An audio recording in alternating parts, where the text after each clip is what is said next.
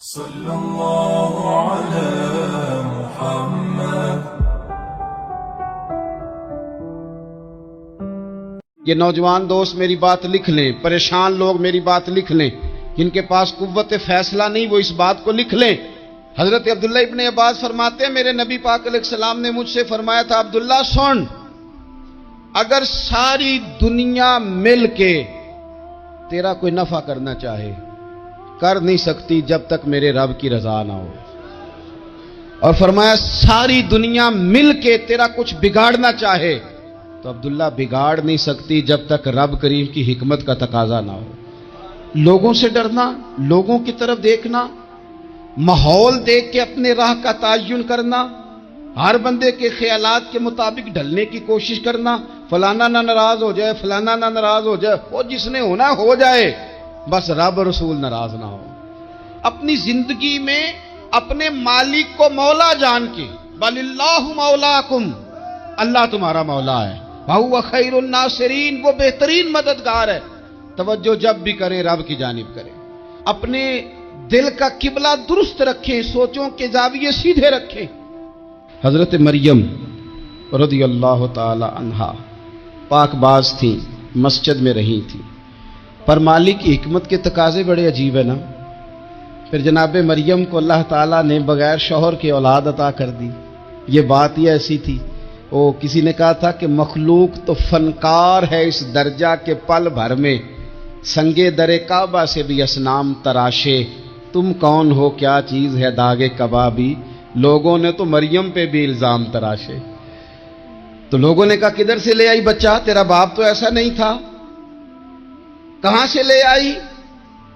اللہ کرے میں آپ کو سمجھا سکوں، ذرا اپنے آپ کو وہاں کھڑا کریں کہ ایک پاک باز عورت، پاک باپ کی بیٹی، طیب ماں کی بیٹی، اور اللہ کے گھر میں پرورش پانے والی خاتون، ایک وہ وقت اور ایک یہ وقت کہ اس عورت کو کٹہرے میں کھڑا کر کے پوچھا جا رہا ہے کہ معاذ اللہ تیری گود میں بچہ جائز نہیں ہے، کہاں سے لائی ہے؟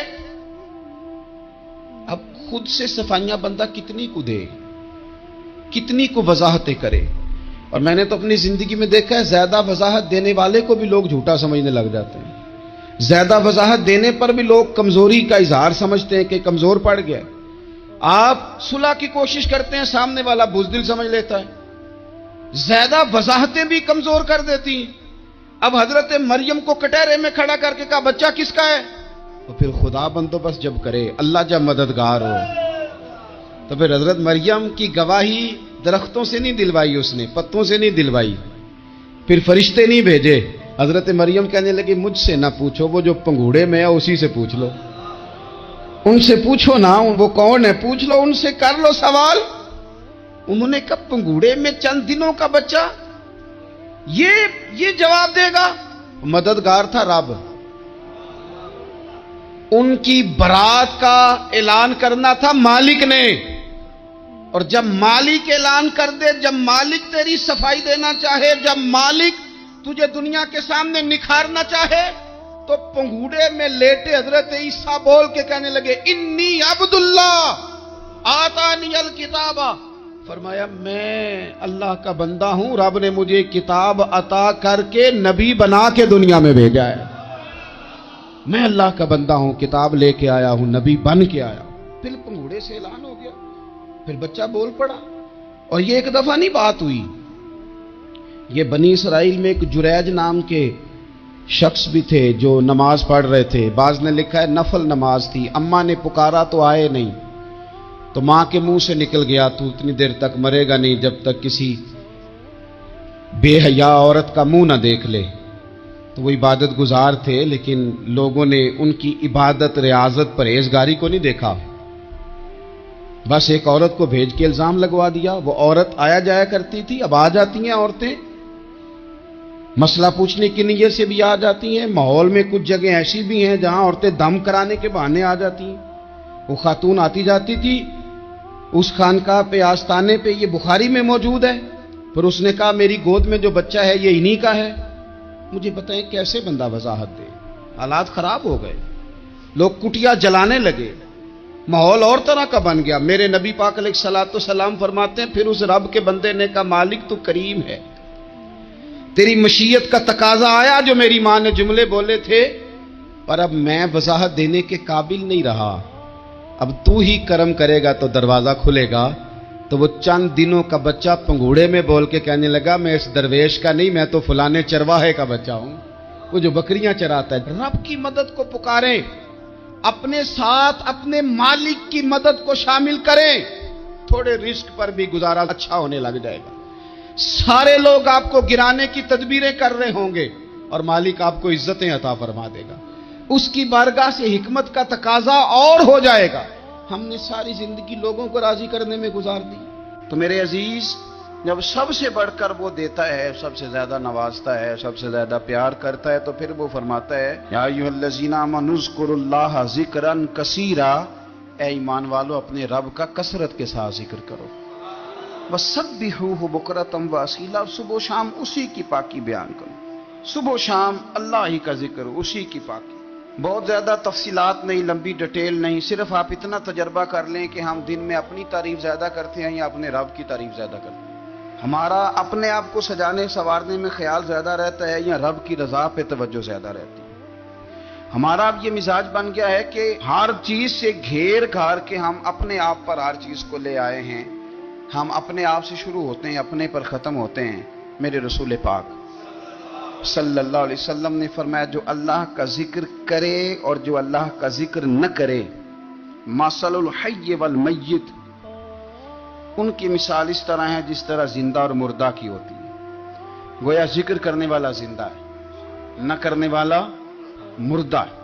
یہ جس نے سارا دن رب کو یاد ہی نہیں کیا، اس کو سارا دن خیال ہی نہیں آیا۔ آپ کہیں سفر پہ نکلے ہوں، کہیں آپ دور گئے ہوں نا، تو آپ کو خیال آتا ہے یار صبح کی میں نے گھر ہی بات نہیں کی، صبح سے میں نے آج گھر فون نہیں کیا، کوئی رابطہ نہیں کیا، کوئی معلومات نہیں کی۔ گھر میں سے کوئی سفر پہ ہو، ایک تو یہ کہ آپ گئے ہوں اور ایک یہ کہ کوئی گھر میں سے گیا ہو، تو دن میں اسے فون کر کے پوچھنے کہاں پہنچے ہو، جس کام گئے تو اس کا کیا بنا، خیال آتا ہے۔ اور اگر آپ نے کسی کو بھیجا ہو اور پیچھے سے فون نہ کریں تو وہ بھی کہہ دیتا ہے یار تو نے سارا دن حال ہی نہیں پوچھا۔ یعنی بندوں کے ساتھ بندوں کا رشتہ ہو تو دن میں یاد نہ کریں تو شکوہ آتا ہے، تو مجھے بتاؤ سارا دن ہی گزر جائے ایک تسبیح بھی نہ پڑھی جائے، یعنی سارا دن بیت جائے اور انسان ایک تسبیح سبحان اللہ کی نہ پڑھ سکے، باقی اسے ساری کہانیاں آتی ہوں، باقی اسے سارا پتا ہو، لیکن سارا دن بیت گیا، 24 گھنٹے گزر گئے اور اس کو اتنی توفیق نہیں ہوئی کہ 100 دفعہ مدینے والے رسول پہ درود و سلام ہی پڑھ لیتا، سارا دن ہی گزر گیا، اس نے سوچا ہی نہیں۔ تو ہم نے یہ کیا ہے کہ ہمارا جو خاص ذکر کرنے کا مزاج اور ماحول اور شوق ہونا چاہیے تھا، وہ شوق ہمارا برقرار نہیں رہا، وہ ذوق نہیں ہمارا رہا۔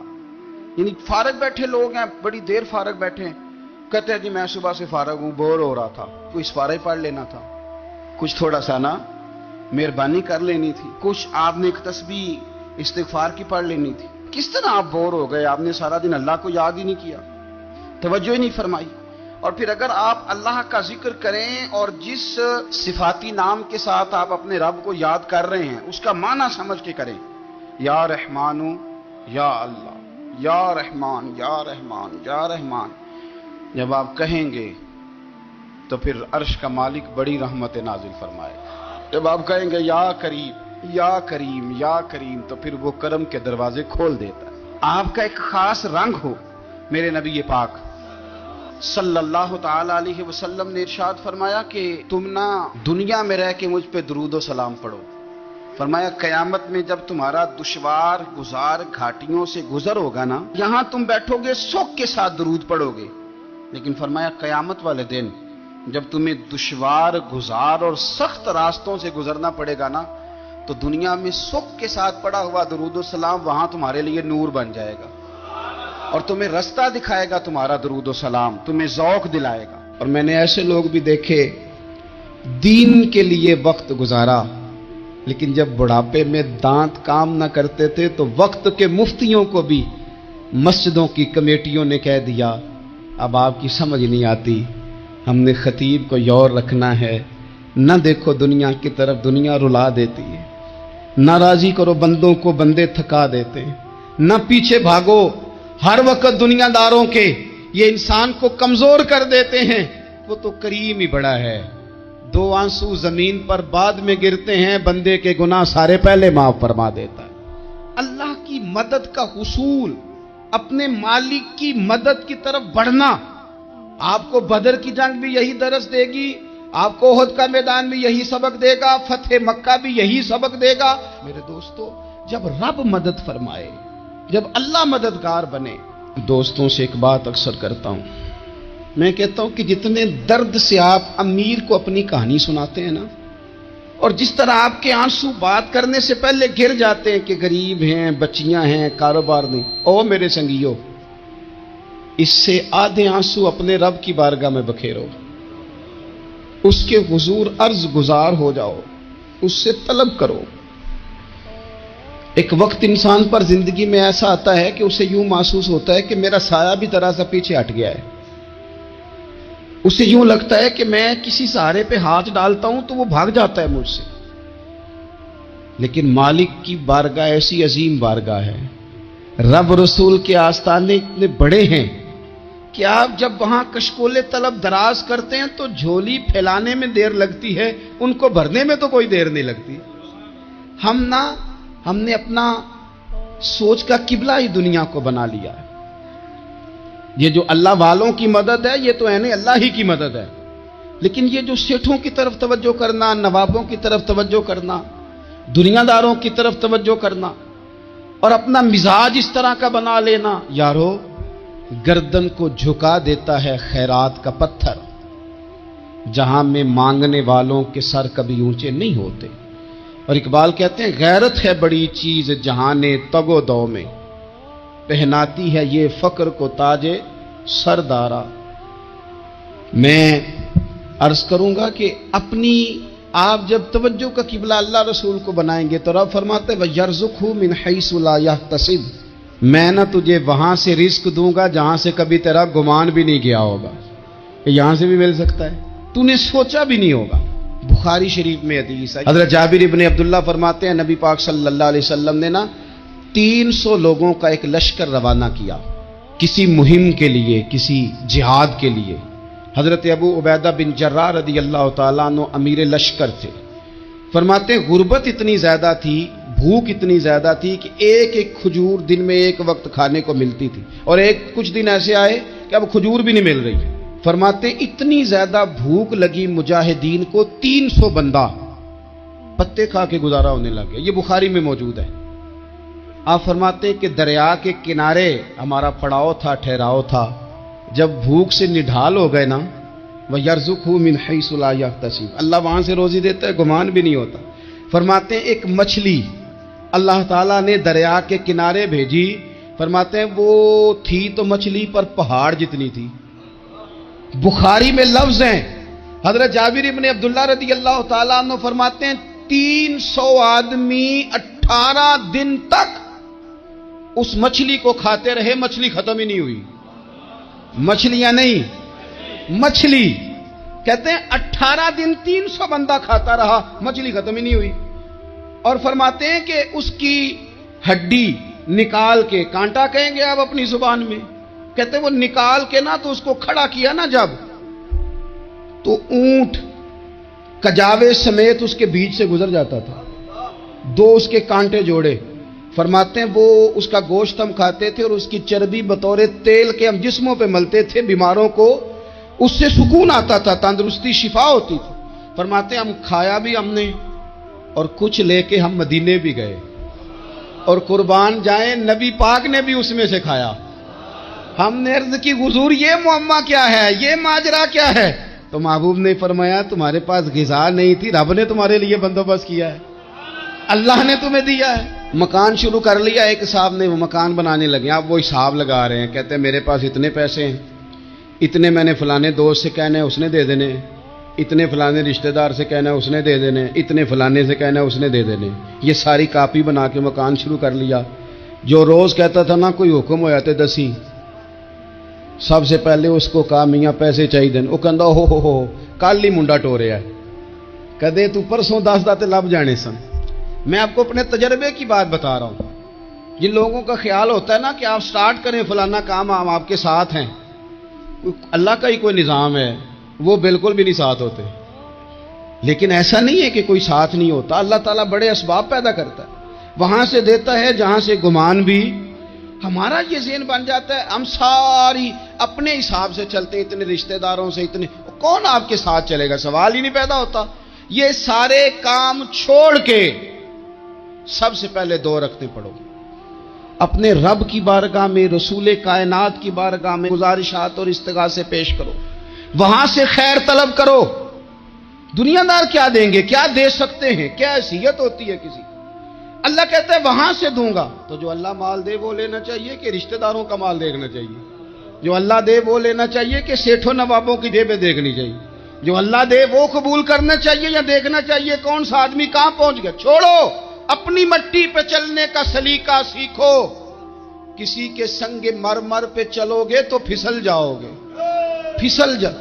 اس پر ایک اور بات عرض کر دوں، صحیح بخاری سے، مسلم سے ایک اور بات۔ کچھ چیزیں ایسی ہیں جن سے اللہ کی مدد آتی ہے، مدد ملتی ہے۔ ایک چیز ان میں سے ایسی ہے جس سے بہت مدد نازل ہوتی، وہ ہے کہ جب رب آپ کو دے نا تو پھر آپ بھی اس کے رستے میں دیں، پھر مدد آتی ہے، پھر اور آتا ہے۔ بخاری مسلم میں حدیث ہے، یہ زیادہ ہی توجہ طلب امر ہے، اس پر آپ غور کریں گے۔ حضرت ابو ہریرہ فرماتے ہیں کہ نبی پاک علیہ السلام نے فرمایا ایک شخص نے بادلوں کے اندر سے آواز سنی کہ فلاں آدمی کا کھیت اور باغ خشک ہو گیا ہے، وہاں برسو اور اس کے کھیت کو سیراب کرو۔ تو بڑا حیران ہوا کہ بادل سے آواز آ رہی۔ پھر اس نے دیکھا کہ ایک پہاڑی پر بارش ہوئی، وہ بادل وہاں برسا، پھر نالیوں سے ہوتا ہوا پانی ایک طرف چلا۔ تو جس نے آواز سنی تھی، حضور بیان کر رہے ہیں، وہ بھی پیچھے پیچھے چلا کہ پانی کدھر جا رہا ہے۔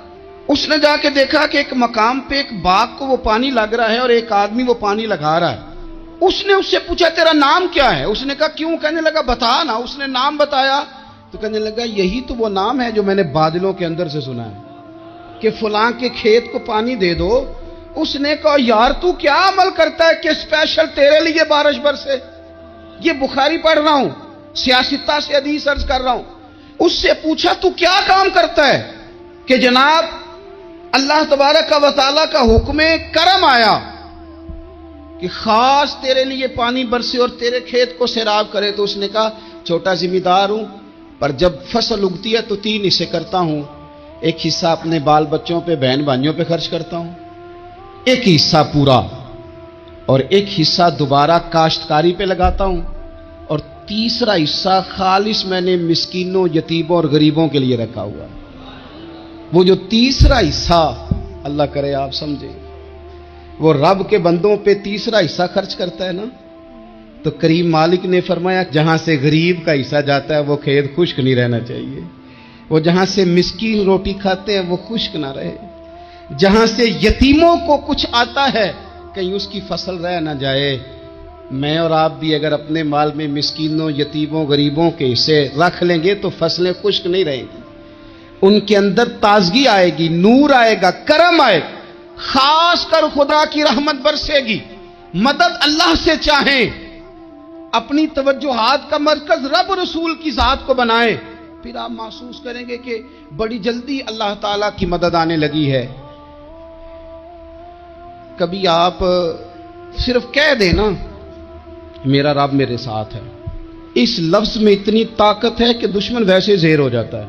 زندگی میں کسی سے بھی لڑائی ہو تو اچھی طرح سوچ لیں کہ اللہ اس طرف ہے یا اس طرف ہے۔ اگر آپ زیادتی پہ ہیں تو پھر رب مظلوم کی جانب ہے۔ اگر اللہ کی مدد آپ کے ساتھ ہے تو دنیا کی کوئی طاقت آپ کو گرا نہیں سکتی، اور اگر آپ مظلوم کے مقابلے میں ظالم بن کے آپ کھڑے ہو گئے ہیں اور آپ نے رویہ وہ اختیار کیا ہے کہ جس میں مدد نہیں آئے گی، تو پھر یاد رکھ لیں کہ آپ کوئی بھی ہیں، کہاں بھی ہیں، آپ کمزور ہیں۔ طاقتور تھے ابتدائے اسلام میں، ظاہری طاقت تھی کفار مکہ کے پاس، وہ ڈنڈوں سے مارتے تھے غریبوں کو، ان کے ہاتھوں میں ڈنڈے تھے، پر خدائی طاقت ان مظلوموں کے ساتھ تھی۔ صاحب زرقانی نے لکھا ہے حضرت زنیرہ رضی اللہ تعالیٰ عنہ ایک لونڈی ہیں، غریب ہیں، ماڑے دا کی کام محمد نس جانا یا رونا، غریب سادی بی بی اور لونڈی کنیزہ، ایک مشرک کی کنیزہ تھی، انہوں نے کلمہ پڑھ لیا، وہ ڈنڈوں سے مارتا، دروں سے مارتا، تکلیف دیتا۔ حضرت زنیرہ رضی اللہ تعالیٰ عنہ کو اتنا مارا. اب آپ ایک اور پہلو پر بھی غور کریں. مار بھی پڑ رہی ہے پر خدا ادھر ہی ہے, اللہ کی مدد ادھر ہی ہے. رب کہتا ہے کہ پہلے تو صبر کرنا, ان اللہ مع الصابرین. تو صبر کرے گا تو پھر رب کی معیت ملے گی. ذرا ٹھہرنا, تو تھوڑا ڈٹنا. ان الذین قالوا ربنا اللہ ثم استقاموا تتنزل علیہم الملائکہ. تو کہے اللہ میرا رب ہے, پھر تو پہلے ڈٹ, پہلے تو نے ڈٹنا ہے. ثم استقاموا, جو ڈٹ گیا, تتنزل علیہم الملائکہ, ڈٹنے والے کے لیے مدد آتی. پہلے تھوڑا ٹھہرنا پڑتا ہے, پہلے تھوڑا صبر کرنا پڑتا ہے, حوصلہ کرنا پڑتا, اس کے بعد مدد آتی. مار پڑ رہی ہے, مارا جا رہا ہے. حضرت زنیرہ کو ان کا مالک جو ہے ظاہری آقا وہ مار رہا ہے. یہ کنیزہ ہے, اتنا مارا ان کی بینائی چلی گئی, نظر آنا بند ہو گیا. ابو جہل آیا اور کہنے لگا زنیرہ دیکھا نا ہمارے بت تیری آنکھیں لے گئے, معاذ اللہ, لات و منات ہمارے بتوں نے تجھے اندھا کر دیا. اب ایسا نہیں ہے کہ بی بی روتی جا رہی ہے, مایوسی معاذ اللہ, پریشانی, غریبی بڑی ہے, پوچھنے والا کوئی نہیں. یہ باتیں نہیں. کیا جملے ہیں خاتون کے, کیا لفظ ہیں. ابو جال نے طنزیہ کہا معاذ اللہ, کہنے لگا دیکھا نا ہمارے بتوں نے تجھے اندھا کر دیا.